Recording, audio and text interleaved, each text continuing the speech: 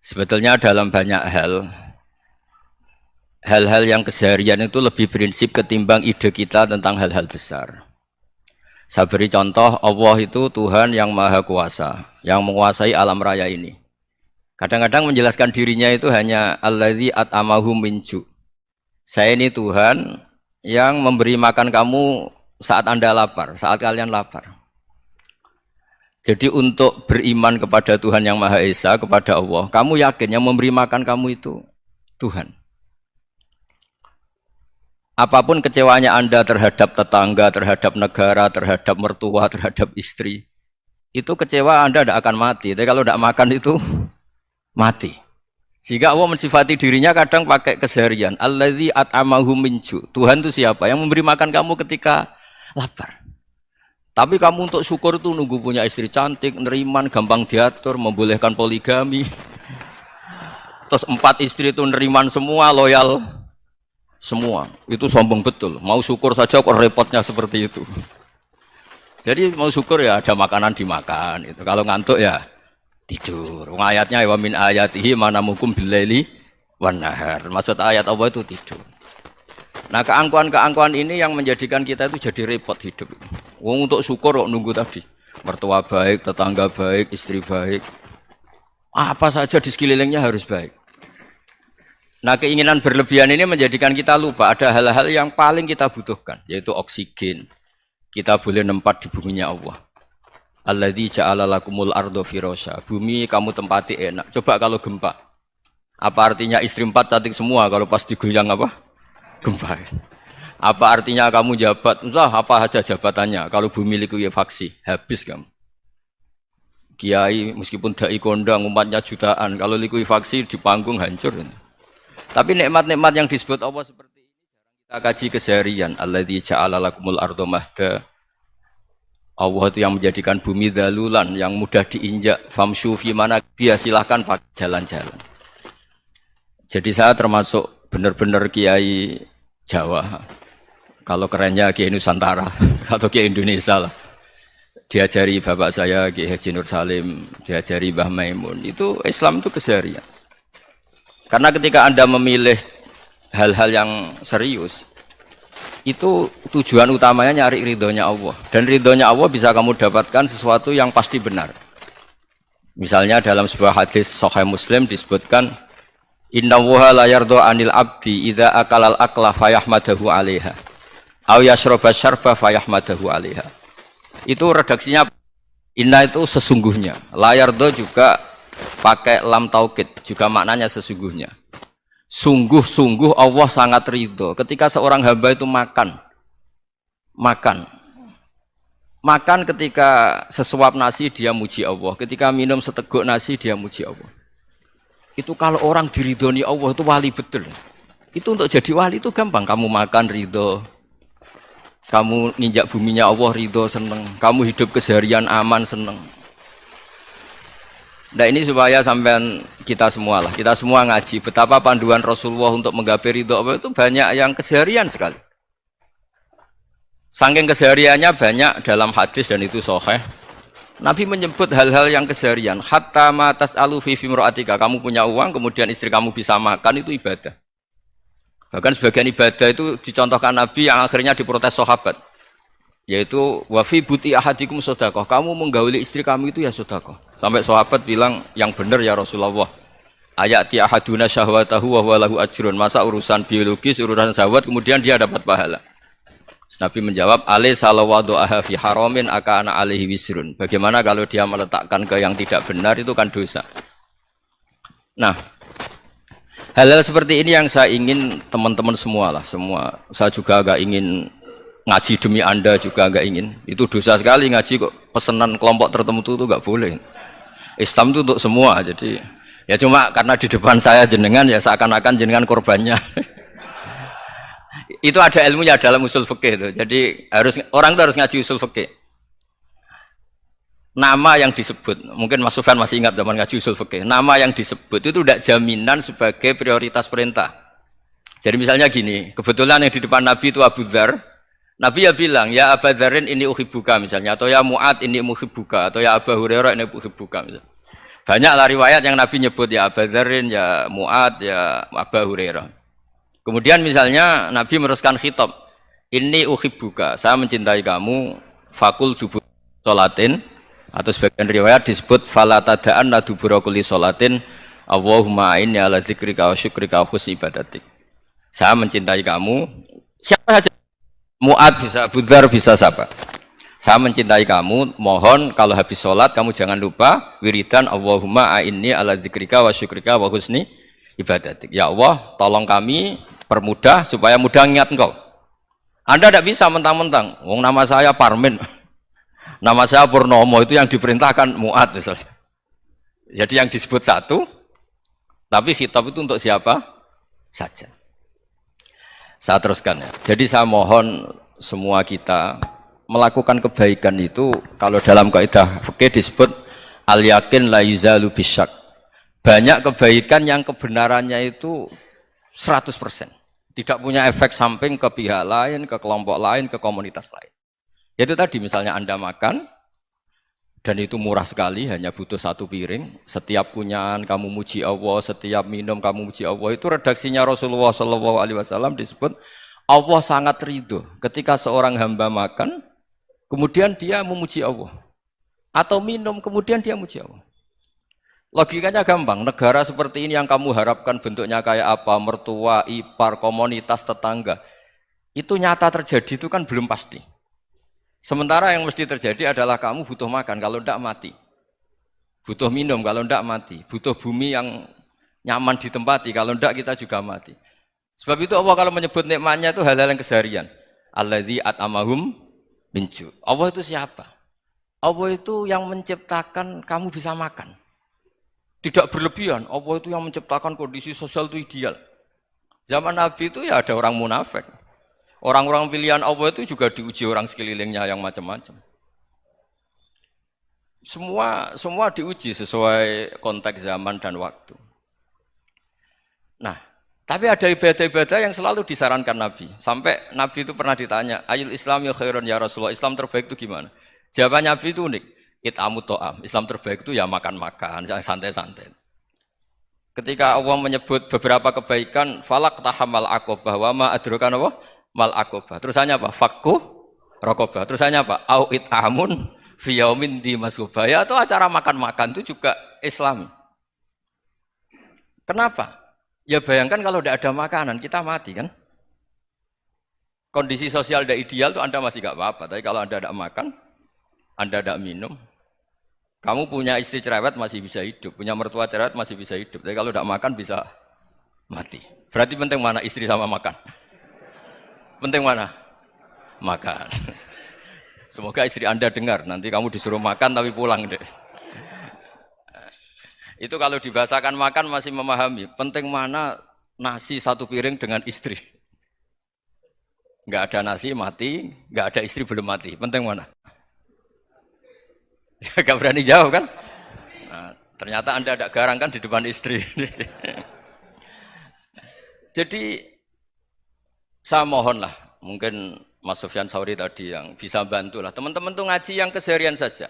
Karena kita nyari ridha Allah itu berdasar firman Allah. Dan firman Allah itu menyebut keseharian itu riang, gampang. Yaitu tadi misalnya wa min ayatihi manamukum billaili wanar. Termasuk ayat-ayat Allah itu kamu tidur.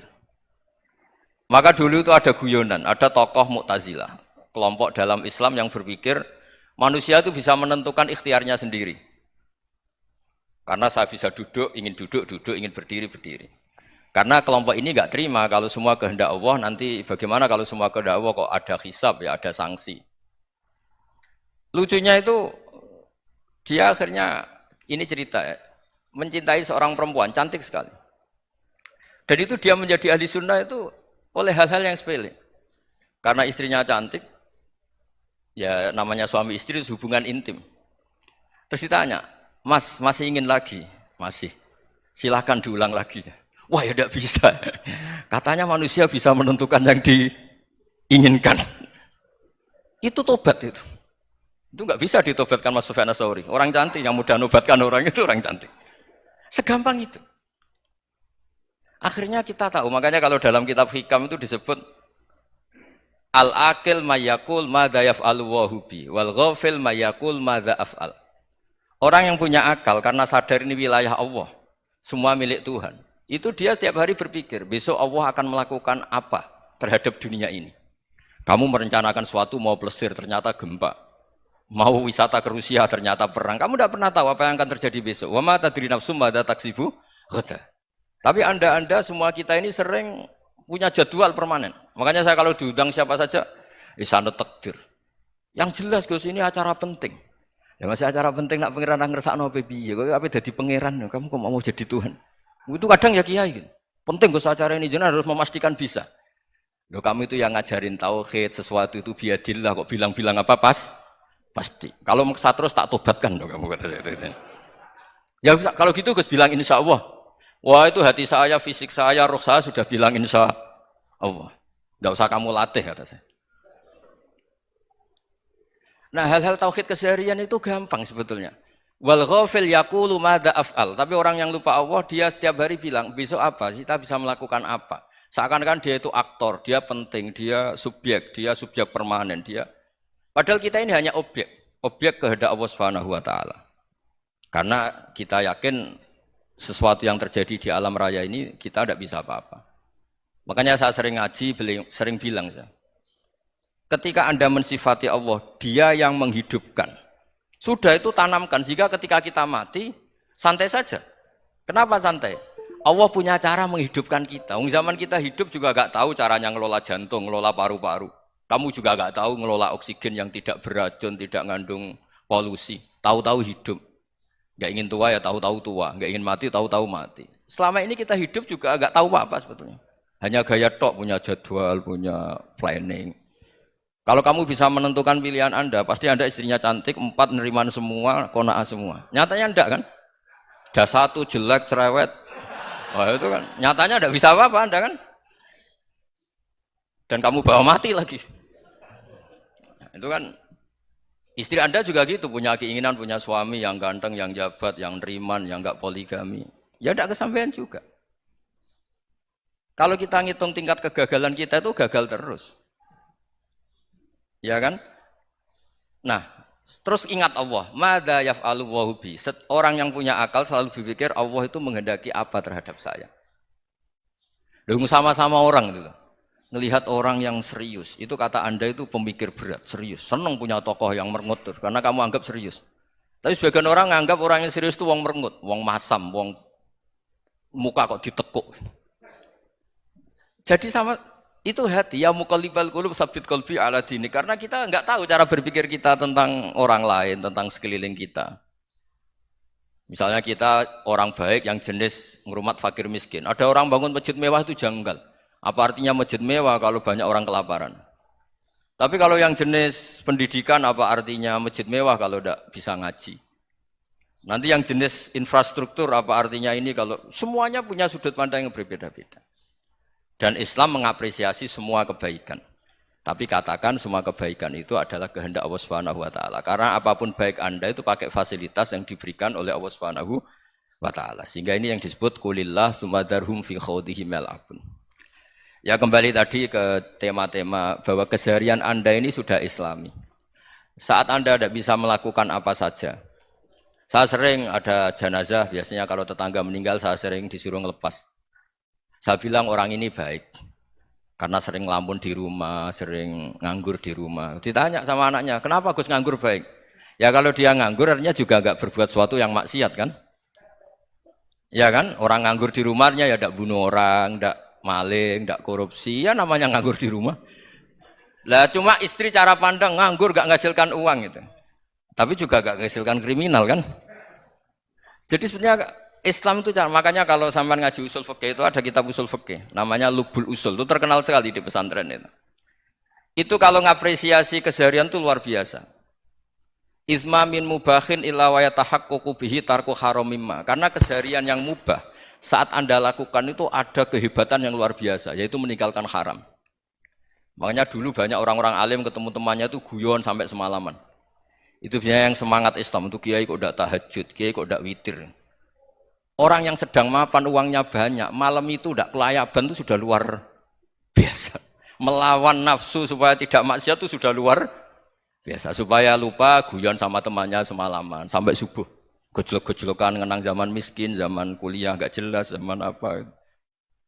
Melihatnya jangan tarkut tahajud. Seperti ini meninggalkan tahajud, tapi meninggalnya ini talkul muharramat. Jadi kayak apa hebatnya? Sehingga Imam Ghazali punya riwayat yang agak unik. Hatta takuna ibadatu akhiri hadil ummah iku an-naum. Sehingga suatu saat ibadah terbaik umat ini itu tidur. Itu kan riwayat kontroversi. Ketika Imam Ghazali tanya, kenapa iya? Kenapa kamu mulai keluar dari rumah itu sudah banyak maksiat? Melihat perempuan yang enggak mahram, melihat fenomena. Tapi kalau kamu tidur itu enggak melihat apa-apa. Tapi juga kamu jangan menganggap tidur itu ibadah betul. Saatnya melakukan fardhu ain malah masih tidur. Tapi itu sudut pandang yang menjadikan kita Islam itu gampang. Jadi saat Anda tidak bisa aktivitas apa-apa, misalnya ada beberapa orang yang lumpuh. Lumpuh itu memang nggak bisa Jumatan, nggak bisa ibadah, tapi dia juga nggak bisa maksiat. Tidur itu memang Anda saat itu tidak bisa tahajud, tidak bisa witir, tapi saat itu ada zina, ada maling, tidak gosipkan orang, tidak bully orang, tidak menanamkan kebencian, tidak hasud. Sehingga tidur menurut Allah Ta'ala wa min ayatihi manamukum billaili apa? Wan-nahar. Karena di tidur itu selain ada unsur istirahat, jaga kestamina, juga ada unsur meninggalkan beberapa keburukan. Nah saya mohon ibadah yang keseharian ini kita jaga. Supaya kita semua baca ayat itu fasih. Fasih itu tertanam di hati. Allah itu siapa? Alladzi at'amahum min ju'i wa amanahum min khauf. Dan Allah kalau cerita di Quran itu anna sababnal ma'a sabba tsumma syaqqaqnal ardha wa syaqqa fa ambatna fiha habba wa inaba wa qadba wa zaituna wa nakhla wa hada'iqa hulba. Kamu tahu saya ini siapa kata Allah? Saya ini adalah Tuhan yang menurunkan air, kemudian ada tanaman banyak. Habba wa inaba wa qadba, ada zaitun, ada tin, kalau orang Jawa mungkin ada tela, ada padi, ada mangga, ada pisang. Sudah. Wa inaba wa zaituna wa nakhla wa hada'iqa hulba. Ada perkebunan yang lebat. Tujuannya apa? Mata Allahkum, silahkan kamu pakai, kamu nikmati. Tapi karena kadang kita ini punya ide-ide besar. Tadi untuk syukur saja nunggu punya istri riman, rumah baik, tetangga baik, komunitas baik, semuanya baik baru syukur. Lama-lama nanti ada di surga, syukurnya nunggu surga paling kelas A. Itu sudah ada yang menghuni Rasulullah, kamu nggak boleh di situ. Masa untuk syukur saja? Repotnya Masya Allah. Jadi mohonlah Quran yang kalau Anda hafalkan juz sama itu kan ada ayat-ayat yang kayak tadi. Ya, fal yang dzuril insanu ila ta'ami. Coba lihat apa yang kamu makan ya? Dari mana? Dan untuk mempertahankan hidup kamu keseharian. Jadi jangan kira ibadah itu harus membentuk komunitas yang versi Anda. Ibadah itu harus hal yang mulu-mulu. Kesehariannya Anda alami. Loh ini saya tidak bikin-bikin. Saya ngaji bukan karena berdasar pesanan. Itu ayat yang saya baca kan betul ada ayatnya kan. Fal yang dzuril insanu ila ta'ami. Anna sababnal ma'a sabba tsumma syaqqaqnal arda syaqqa fa ambasna fiha habba wa inaba wa qadba wa zaituna wa nakhla wa hada'iqa khulba. Terusannya apa? Mata'al lakum, silakan kamu nikmati. Mata itu silakan kamu nikmati. Ya kayak sampean dikasih hidangan ya makan. Ya sudah makan. Habis makan ya minum. Habis itu ngantuk ya tidur. Ya sudah normal-normal saja. Kayak apa indahnya Islam? Tapi Anda mencari Islam yang gimana lagi? Nah itu yang diajarkan guru-guru kita, diajarkan sanad kita sampai Wali Songo, sampai Rasulullah SAW. Bahwa pada akhirnya ada jihad, ada perang. Itu dulu memang perang, bukan membunuh. Beda. Dulu kita dijajah Belanda ya perang, dan itu normal karena kita dijajah. Jadi ketika orang lain ingin baik sama kita, wa in ahadum minal musyrikin astajaruka ya fajirhu hatta yasma'a kalam Allah. Kalau mereka ingin baik ya kita baik. Makanya ada istilah musta'man, mu'ahad. Kalau mereka ingin damai, berdampingan dengan kemajmukan ya itu yang lebih baik. Karena memang Islam menghormati proses perdamaian.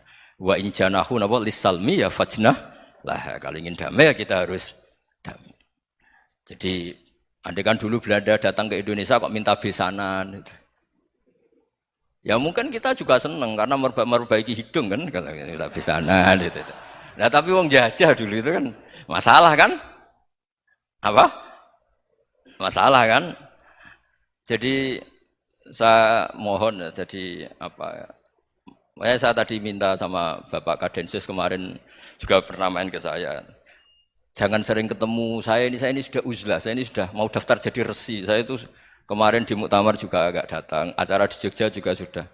Karena memang keluarga saya dulu itu bahasa ya, bapaknya bapak saya itu gak keluar rumah itu puluhan tahun. Memang punya adat uzlah.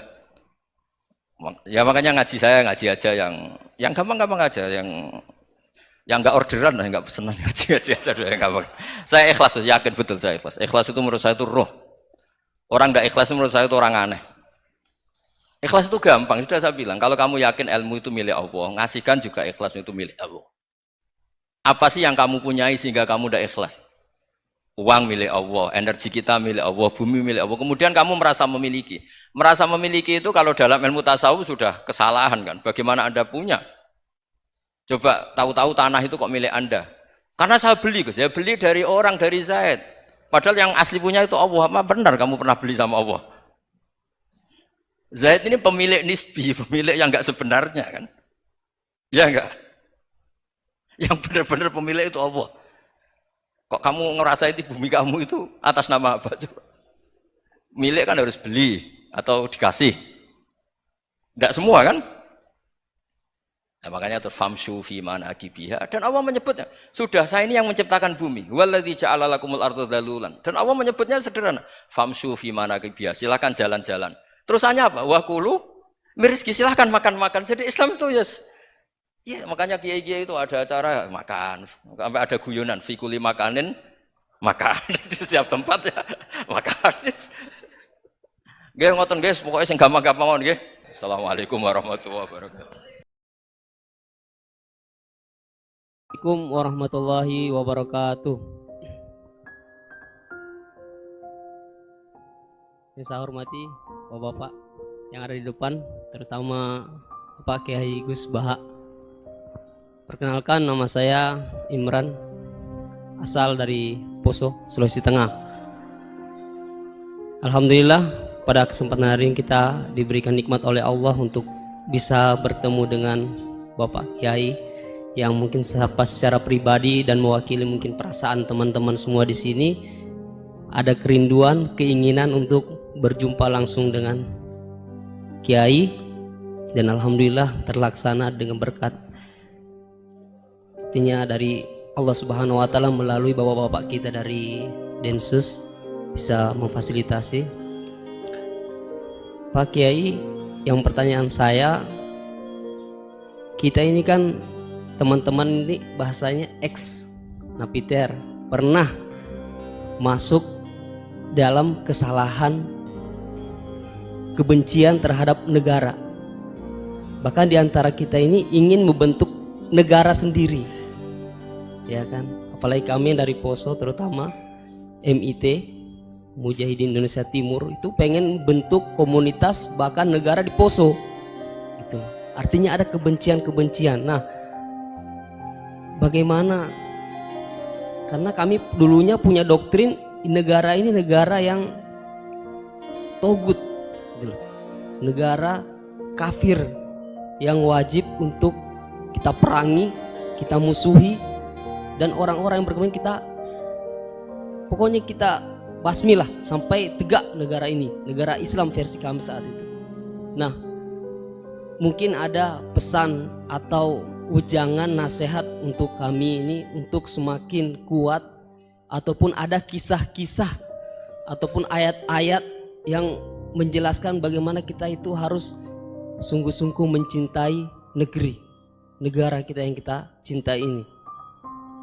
Kemudian yang kedua Pak Kiai, terkait masalah ihsan ini seperti apa? Karena mahwal Islam, mahwal iman. Nah, ihsan ini kita mungkin yang belum terlalu kami pahami. Apa itu ihsan yang kata Nabi, anta'budullaha ka'annaka tarahu fa illam takun tarahu fa innahu yarak. Mungkin ada penjelasannya Pak Kiai, Gus. Mungkin hanya ini yang dapat saya sampaikan. Warahmatullahi wabarakatuh. Nama saya Wildan dari Malang. Alhamdulillah hari ini bisa bertemu dengan Gus Baha yang memang dari saya waktu di dalam udah ngikuti YouTube-nya pada masa itu. Dan di sini Gus mungkin terdiri dari banyak saudara-saudara kita yang dari berbagai tempat, berbagai karakter dan berbagai sifat. Nah, yang saya ingin tanyakan, bagaimana kita memupuk konsep persaudaraan tanpa memandang kepentingan duniawi. Karena kebanyakan dari kita bersaudara karena kepentingan, bukan bersaudara karena ya kita adalah saudara. Terus kemudian yang kedua yang ingin saya tanyakan itu, kita hari ini adalah mengalami degradasi moral yang luar biasa. Akhlak, sopan santun nyaris sedikit demi sedikit hilang. Nah, bagaimana cara kita untuk memupuk agar generasi kita selanjutnya tetap berakhlak, beretika terhadap yang lebih tua, ataupun kepada sesamanya, ataupun kepada yang lebih kecil. Mungkin sekian dari saya.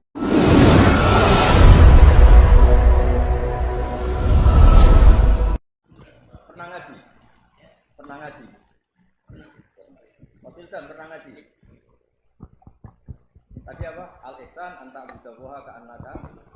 Coba diulang lagi. Al-ihsan anta abdullaha ka'annaka tarahu fa illam takun tarahu fa innahu yaraka. Oh ya, bagus, masih bisa dibenarkan. Ya, bagus, masih ingat. Namanya siapa tadi? Imran. Ya. Memang orang sana kalau baca Imran apa Imron gitu? Dari sana Bugis Imran, jadi orang sana nggak pakai ro. Pakai- Kalau orang ngerok jadi Oh. pakai ra. Kalau ainnya Ain pakai ain. berarti apa? Imron gitu. Ya kalau sana tulisan KTP Imran. Imran. Apa bacanya orang-orang Sulawesi? Apa? Imran. Bismillahirrahmanirrahim. Ya, yang rileks saja ya. Saya pernah ketemu orang yang pakaiannya itu enggak, mungkin kalau orang syariat bilang enggak syar'i lah, pakai pakaian yang tidak syar'i. Tapi dia muslimah, dia ke masjid. Saya ditanya sama seseorang, Gus kok sama orang gitu mau bertemu gitu. Karena terus saya bilang, kenapa? Dia pakaiannya ada islami gitu. Oke, dia tidak pakaian islami itu nyata, tapi dia ke masjid itu islami, tetap sholat itu islami. Ketika dia ingin sholat dan tetap sholatnya pakai takbir, pakai rukuk, pakai sujud itu islami. Wong setelah di masjid ya pakai mukena, pakai. Kalau sama-sama nyata, Anda kan boleh ngingat sama-sama yang fakta gitu. Dia punya kesalahan dalam berpakaian, dia punya kebenaran dalam sujud, dalam rukuk, dalam ibadah. Dan itu tradisi Quran. Quran ya cerita fama ya'mal mithqala dzarratin khairan yarah wa may ya'mal mithqala dzarratin syarran yarah. Apa susahnya sih ingat dua-dua sisi itu? Sama bernegara atau bertetangga, kita bayangkan jangan bernegara dulu, terlalu luas, bertetangga saja ukuran. Karena nanti sama, bernegara sama bertetangga itu hadisnya sama. Kita di kampung itu ya ada masjid, dan orang-orang yang enggak sholat juga nyumbang masjid. Bahkan ada yang nyumbang masjid banyak terus tidak sholat, karena keramik saya sudah sholat katanya. Saya pernah ketemu orang model gitu itu ya ada. Jadi, tapi ada juga yang sholat terus tapi nggak pernah nyumbang masjid. Ya orang banyak. Intinya itu Allah itu punya tradisi, punya sunnatullah. Kebaikan ya dihitung, kejelekan juga dihitung. Dulu ketika Rasulullah SAW hidup bersama komunitas yang majmu', itu sebetulnya permintaannya Nabi, jangan halangi kami saat mau beribadah. Dulu sampai perang karena mereka menghalangi. Sebenarnya problem mereka wa yasudduna an sabilillah, menghalangi. Sebenarnya kalau dulu saling toleransi ya enggak ada masalah. Artinya ketika Anda ingin sholat di Indonesia agak dihalangi, ingin pengajian enggak dihalangi, sebenarnya ini enggak ada masalah. Ya, soal ada kebaikan, ada keburukan ya mulai Nabi Adam sampai sekarang sampai kiamat. Itu cara pandang. Jadi cara pandang kita terhadap orang lain itu harus hal-hal yang nyata. Kalau kesalahan mereka nyata, kebaikan mereka juga nyata. Kenapa kita hanya ingat sisi yang jelek, tidak ingat sisi yang baik? Saya sering cerita ke santri-santri saya, bahwa setiap saya pengajian diundang orang di mana-mana itu saya mesti istighfar. Karena nggak ada pilihan. Saat saya datang ke pengajian di Sulawesi misalnya, saya tinggal ngaji di sini. Saat saya ngaji di sini, ninggal undangan yang di sana. Hidup itu tidak banyak pilihan, meninggalkan kebaikan, melakukan kebaikan. Artinya gini, dalam kebaikan saja ada kebaikan yang ditinggalkan.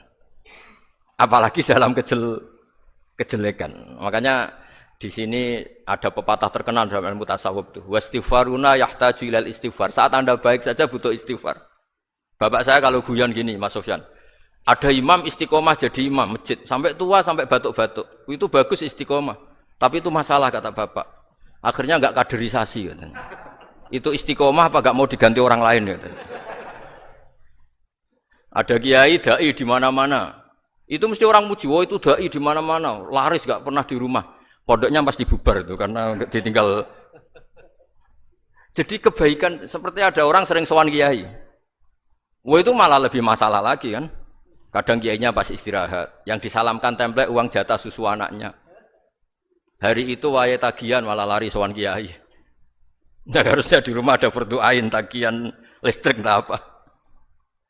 Jadi makanya di hikam itu terkenal kata-kata manusia itu siapa? Manusia itu mangkanat mahasinuhu masawiya fakih falatakunu masawihi masawiya. Manusia itu orang ketika baik saja salah, apalagi pas salah.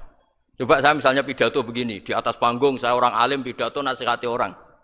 Di saat yang sama seperti yang tanya Mas Wildan tadi ada agak sopannya. Di situ ada mungkin orang yang lebih sepuh timbang saya. Masa lebih muda kok di atas? Yang di bawah lebih tua? Ada agak sopannya. Mau nggak pidato disuruh, mau di atas disuruh, nggak sopan sama yang. Tapi misalnya yang paling sepuh pidato nggak pernah ngaji kok pidato terus gimana? Artinya ketika kita baik saja ada salahnya, apalagi pas salah. Sebab itu ajaran Rasulullah itu suruh berdoa Rabbana dzolamna anfusana. Sebelum minta itu merasa ya Allah kita ini mendolimi diri kita sendiri. Karena dalam pilihan-pilihan itu pasti ada salahnya. Coba misalnya Anda bangun masjid habis 2 miliar. Yang harusnya 1 miliar sudah jadi. Terus nanti suatu saat ketemu Allah ditanya. Itu ada orang miskin, fakir miskin, yatim. Andai kan kamu sumbang 1 miliar itu sejahtera semua. Gara-gara kamu bangun masjid terlalu mewah. Ya tapi kadang-kadang orang kebaikannya itu orientasinya bangun masjid, gak tertarik nyumbang fakir. Saat itu cara berpikir gitu mau apa? Tapi kalau dia kumuluhur manusia terbaik karena bangun masjid 2 miliar, coba diaudit secara kepentingan syar'i. Penting mana dengan ngasih makan fakir miskin? Penting mana dengan menikahkan janda misalnya? Penting mana dengan pendidikan? Apa artinya masjid mewah orang nggak tahu halal haram, nggak tahu najis, nggak tahu cara sesuci, nggak tahu cara adzan yang benar. Terus penting mana untuk beli kitab sama dipakai masjid? Apa artinya beli kitab apa tapi nggak makan? Penting mana makan sama beli kitab? Ada auditnya. Makanya manusia itu ketika baik pun disuruh istighfar. Apalagi ketika salah. Nah dengan perasaan seperti itu kebencian pada orang lain luluh karena potensi baik pada orang lain ternyata tinggi. Dan potensi salah ke kita juga tinggi. Nah dilatih gitu. Jadi di Ihya itu ada kitab tawaduk. Kitab tawaduk itu dilatih. Ketemu orang tua. Gua aksaru ibadatan. Dia mesti ibadahnya lebih banyak karena lebih tua timbang saya. Pasti sholatnya lebih lama timbang saya. Ketika Anda sudah tua melihat anak-anak, gua aqallu minni maksiatan. Mesti maksiatnya tidak banyak karena masih kecil. Terus ketika melihat orang fasik maksiat, la'alla wa yatubu alaih fa inna wa tawwabur rahim. Mungkin Allah memberi tobat, bisa saja. Umar itu ingin bunuh Nabi, tapi Allah memberi tobat. Yang sowan kiai saja tidak mesti dapat tobat. Umar ingin bunuh Nabi, tapi Allah memberi tobat. Akhirnya ya tobat jadi Islam yang baik. Dalam sejarah Wali Songo, Kalijogo sowan Sunan Bonang itu ingin garong, tapi malah jadi muridnya jadi wali. Kalau Allah sudah menghendaki tidak ada ya. Perang Uhud orang Islam kalah itu karena panglimanya siapa? Khalid bin Walid. Tapi dia malah yang dapat hidayah. Nah, sama orang yang sekarang Anda benci bisa saja Allah merencanakan ada apa? Hidayah di situ. Dan kita yang merasa benar jangan saja ada rencana Allah bikin kita su'ul khotimah. Na'udzubillah min dzalik kan tidak pernah tahu. Nah, dari tidak pernah tahu itu orang diusahakan tawadhu. Wa ma adri ma yuf'alu bi wala bikum. Kita tidak pernah tahu. Makanya meskipun saya ini kiai terus kata orang banyak itu ketop. Kalau istighfar ya nangis betul ya. Cuma kan nggak perlu di depan umum. Nanti dianggap penampilan kan ribet kan nanti. Sudah nangis nggak ikhlas, nggak mutu. Ya gitu ya. Yang Mas Wildan tadi apa pertanyaannya diulang? Selain masalah akhlak tadi. Tentang bagaimana cara kita bersaudara tanpa memandang kepentingan duniawi. Nah, ya makanya tadi saya bilang bernegara itu pakai hadis, misalnya Nabi pernah ngendikan kamu itu punya 3 tetangga, yang satu punya 3 hak, yaitu dia tetangga kamu, dia seagama kamu, dia sesaudara kamu. Jadi ada 3 hubungan, seagama, sesaudara, dan tadi apa? Dia tetangga kamu, dia seagama dengan kamu, dia masih kerabat kamu. Terus ada tetangga yang punya 2 hak, yaitu dia tetanggamu, seagama dengan kamu, tapi tidak sekeluarga dengan kamu. Terus ada tetangga yang punya 1 hak, dia tidak keluarga kamu, dia tidak seagama dengan kamu, tapi tetap punya hak karena itu tetangga kamu. Dan itu kata Nabi, semuanya berhak kamu baikin, karena ada hakul jar. Makanya dulu doa ada bil kubri itu ceritanya sederhana. Ada seorang perempuan Yahudi ya, sowan Sayyidah Aisyah. Kalau sowan ya dikasih uang sama Sayyidah Aisyah. Padahal Yahudi ya. Ketika dikasih uang, terus si Yahudi tadi, semoga engkau diselamatkan dari siksa kubur. Zaman itu Sayyidah Aisyah belum dengar hadis tentang siksa kubur. Setelah Rasulullah datang, saya tadi diminta didoain, tidak saya terima karena saya enggak percaya. Terus Nabi ngendikan itu benar adanya siksa kubur. Ketika komunitas Yahudi di Madinah itu puasa Asyura, Nabi coba tanyakan mereka, kenapa puasa Asyura? Padahal orang Yahudi. Oh, terus setelah ditanya, Yaumun najjawahu fihi Musa, itu hari di mana Allah menyelamatkan Nabi Musa, kata orang Yahudi. Terus kata Rasulullah, nahnu ahaqqu bi Musa, saya juga berhak menghormati Musa. Kemudian Nabi puasa. Suatu saat lagi ada orang Yahudi datang, ya Rasulullah, ya Muhammad, manggilnya ya Abul Qasim karena orang Yahudi. Ya Abul Qasim, nanti nasib langit bumi ini di mana? Manusia yang sudah mati-mati di mana ketika bumi dihancurkan? Mayat-mayat yang sudah di kuburan di mana? Terus orang Yahudi tadi bilang, Inna woha wadu as-samawati ala dzih wal arodina ala dzih. Soalnya Allah itu bisa saja mengelola langit bumi yang sudah hancur gini-gini. Nabi itu tertawa-tawa. Dalam sebuah riwayat disebut hatta badat nawajidu. Tertawanya Nabi itu lepas sampai giginya kelihatan.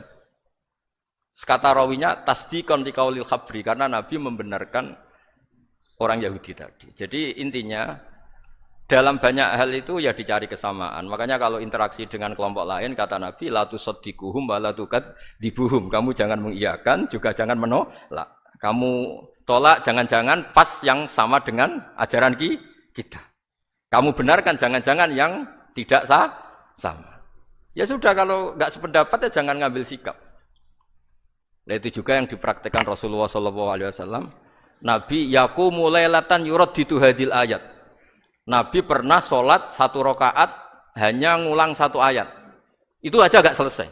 Yaitu ngulang-ngulang ayat. Fa'akulu kama qolal abdus sholeh in tu'adzibhum fa innahum ibaduk wa in taghfir lahum fa innaka antal azizul hakim. Pun Gusti kula nyerah. Semua ini hamba jenengan, monggo jenengan napakno sing duwe jenengan. Intinya itu ini wilayah jenengan, ndak wilayah saya. Nah kadang-kadang kita sebagai manusia itu jumawa seakan-akan itu wilayah kita. Kita nyiksa terserah kita, mengampuni ya terserah kita. Padahal tidak milik kita. Dunia ini milik Allah Subhanahu wa taala. Makanya yang terakhir saya ijazahkan ijazah bapak. Bapak saya itu orang hafal Quran, alim tapi lucu, senengannya guyon. Kalau ngajarkan saya tauhid, tasawuf itu gampang. Hak kamu punya tetangga, punya Innova. Terus kamu berpikir, kamu miskin berpikir, itu pajaknya aja berapa? Kalau apa itu bannya sudah halus itu gantinya kayak apa, kalau rusak kayak apa. Terus kata bapak, orang melok duwe kok mikir, udah ikut punya kok mikir. Terus coba kamu nggak ikut punya Alphard, terus saya mikir, wah itu pajaknya berapa Pak Martinus, bisa dipakai beli motor kan, pajaknya apa? Alphard ini. Oh nggak ikut punya kok. Nah, dunia itu rawekmu, mbok pikir lah apa ono sing duwe. Maksudnya dunia itu milik Allah, apa kamu pikir itu milik yang punya gitu. Nah, itu yang dimaksud dalam ilmu tasawuf, da'it tadbir fama qoma bi ghairuk la tuqim bihi nafsak. Sudah kamu tidak usah ikut campur, itu wilayahnya Allah kata itu, karena wong enggak ikut punya kok ikut mikir. Anda benci orang, benci sekali karena dia tauhid misalnya. Jangan-jangan Allah punya rencana memberi hidayah dia. Atau Allah punya rencana dari dia keluar orang-orang Islam yang soleh. Makanya ketika Malakul Jibal, ya Rasulullah saya disuruh Allah terserah engkau. In syi'ta an udbiko alaihim al-akhshaben. Kalau engkau mau orang-orang yang mendustakan kamu saya hancurkan. Apa jawabannya Nabi? La, jangan. Bal arju ayyukhrijawah min aslabihim ma ya'budu wa la yusyriku bihi syai'an, itu di Bukhari. Enggak, bisa saja sekarang dia kafir, anak turunnya jadi Islam. Dan betul. Abu Jahal punya anak Ikrimah, Abu Lahab punya anak Darrah. Walid itu musuh besarnya Nabi, punya anak Khalid. Ya sudahlah, kita selalu berharap bahwa ini wilayahnya Allah. Sudah, kita berharap. Agama ini bagi yang selalu punya harapan. Limangkan yarjuwa, orang yang selalu punya harapan. Kita berharap tambah hari tambah baik, tambah damai, tambah kondusif, tambah segalanya baik. Dan saya seperti ini juga ingin ikhlas dan akan selalu ikhlas. Ya saya sering bilang kalau pejabat mau sini itu sering tak ngel-ngel. Saya ini sudah ingin Indonesia itu baik itu tanpa diminta. Kalau diminta itu malah seakan-akan saya belum melakukan. Ini kan. Sudah saya lakukan kok baru diminta. Karena ini wilayah kita semua, artinya ingin baik itu keinginan kita semua. Status kita. Kata Sayyid Zabidi dalam kitab Ithaf, keinginan baik itu syakhsiyatuk wa hakikatuk. Itu kamu sekali. Manusia itu kan kata Allah Ta'ala, saya pertama menciptakan manusia itu hunafa, orang yang berkeinginan baik. Baru digoda setan terus macam-macam. Jadi keinginan baik itu hakikatuk wa syakhsiyatuk. Itu kamu sekali. Ingin baik itu kamu sekali. Itu status kamu katanya.